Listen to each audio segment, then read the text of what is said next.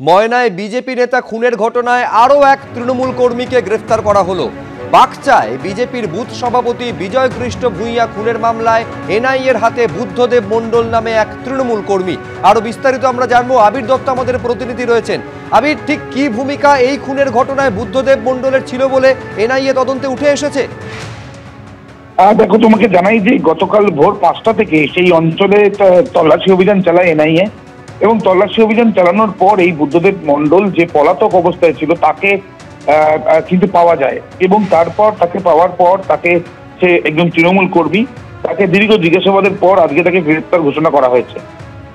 এই যে গ্রেপ্তার করা হয়েছে তার পেছনে কারণ হচ্ছে বিজয় কৃষ্ণ ভূঁইয়া বিজেপির ময়নার বাকচার সে নেতা এবং তাকে যে খুন করা হয়েছিল এই যে অভিযোগ উঠেছিল এবং তার পরবর্তীকালে স্থানীয় পুলিশ এবং তারপরে এনআইএ তদন্ত করে বেশ কয়েকজনকে গ্রেপ্তার করে এবং 2023 সালে এই ঘটনা যখন ঘটে তখন 34 জনের বিরুদ্ধে মামলা করেছিল পুলিশ এবং তদন্তভার এনআইএ যখন নেয় তারপরে বুদ্ধদেব সহ বেশ কয়েকজন পলাতক ছিল, বাকি বেশ কয়েকজন গ্রেপ্তার হলো। তাদের মাধ্যমেই বুদ্ধদেবের খোঁজ করা হলো।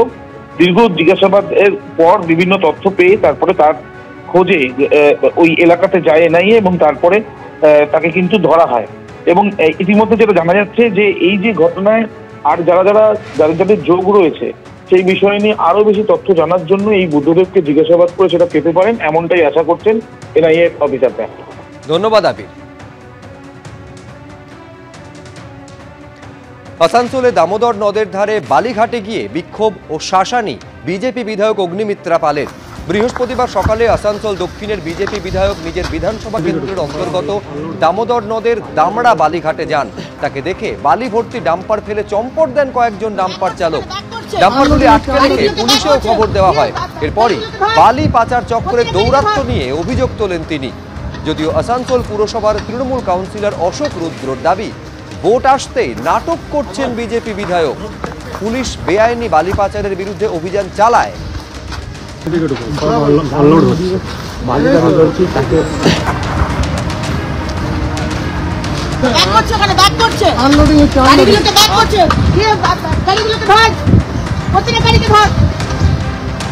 আসানসোল দক্ষিণ বিধানসভায় দামোদর নদী থেকে বালি চুরি হচ্ছে বহুদিন ধরে খবর পাচ্ছিলাম, প্রেস কনফারেন্সও করেছিলাম। ভাবলাম পুলিশ বোধহয় আটকাবে, তারপর দেখলাম না, পুলিশ প্রশাসন সবই এর মধ্যে রয়েছে। রাত থেকে শুরু করে সকাল অবধি বালি চুরি হচ্ছে। 100খানা ট্রাক দাঁড়িয়ে রয়েছে, বড় বড় জেসিবি মেশিন নামিয়ে দিচ্ছে দামোদরের মধ্যে।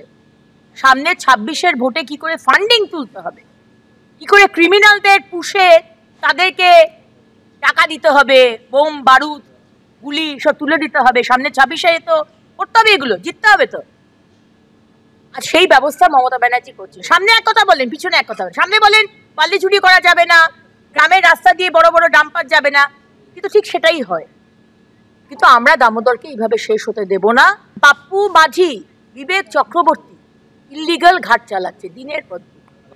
উনি কি করছেন সেটা উনি বুঝতে পারবেন। উনি মাঝে মধ্যে আসেন তো আমাদের এখানে আসানসোলে, মাঝে মধ্যে এলে এমন কিছু করতে হয় যে উনি এসছেন সেই উপস্থিতিটা বোঝাবার জন্য। ফের পুলিশের একাংশের ভূমিকা নিয়ে প্রশ্ন তুললেন পরিষদীয় মন্ত্রী ও তৃণমূল বিধায়ক শোভনদেব চট্টোপাধ্যায়। উত্তর 24 পরগনা রহড়ায় রাতের অন্ধকারে পুকুর ভরাটের অভিযোগ ঘিরে উত্তেজনা তৈরি হয়। গতকাল খবর পেয়ে ঘটনাস্থলে যান মন্ত্রী শোভনদেব চট্টোপাধ্যায়, আর সেখানে গিয়ে তিনি দেখেন মাটি ফেলার কাজ চলছে।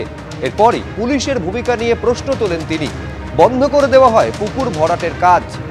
মাটি কাটার যন্ত্র এবং একটি ডাম্পারকে আটক করেছে পুলিশ।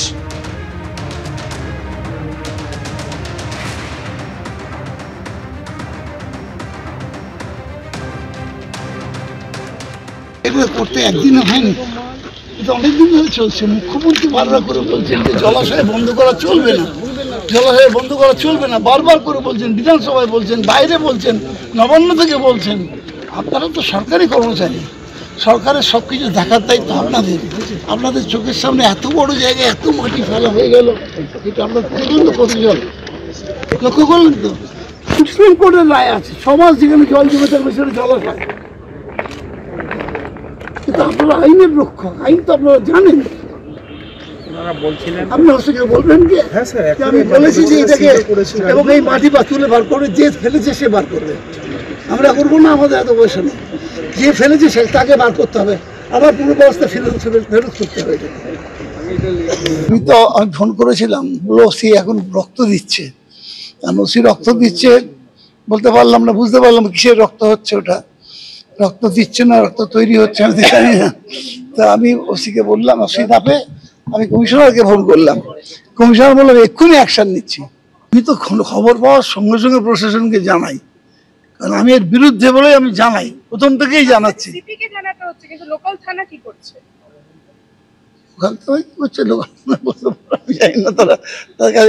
যারা রিমেডি চাইছে তারা পাচ্ছে কিনা তারা বলতে পারবে। কল্যাণী হাইওয়ের দুধারে অবাধে জমি ভরাট হচ্ছে। একটা 4 থেকে 5 লাখ টাকা প্রতি কাটায় একটা রেট ফিক্স করে দেওয়া আছে। মাটি ভরাট থেকে শুরু করে কাগজ তৈরি করা দেওয়ার দায়িত্ব সবটাই তৃণমূলের নেতাকর্মীরা নিচ্ছে। তো যখন বাকি জমিগুলো ভরাট হচ্ছিল উনি কোথায় ছিলেন? আজকে এই জমি ভরাটের থেকে ওনার কাছে হয়তো টাকা পৌঁছায়নি, সেই কারণে উনি আজকে এটা নিয়ে প্রতিবাদ করছে। ওনার ছেলে তো কল্যাণী হাইওয়ে দুধারে সবার থেকে টাকা তুলছে। এবিপি আনন্দ, এগিয়ে থাকে, এগিয়ে রাখে।